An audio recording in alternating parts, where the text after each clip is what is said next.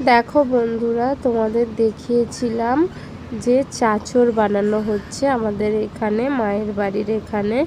দেখো চাচরটা কত বড় হয়ে গেছে। এবারে সকালবেলা পুজো করছে। দেখো ভোর 4টের সময় চাচরটা পুজো করছে। ঠাকুরমশাই এসে পুজো করছে, হরিনাম হচ্ছে। দেখো কাদের কাদের এমন হরিনাম হয় ও পুজো করে আমাকে কমেন্টে জানিও। এইবারে দেবে চাচরে আগুন। দেখো ঠাকুরমশাই আগুন নিয়ে ঘুরছে, 7 পাক ঘুরে চাচরে আগুনটা দেবে।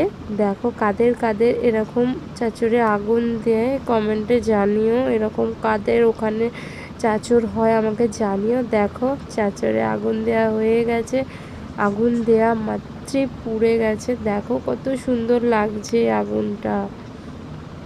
দেখো খুব মজা, খুব খুব মজা হয় এটা দেখতে। বানায় সারা রাত ধরে, 5 মিনিটের মধ্যে পোড়ানো শেষ।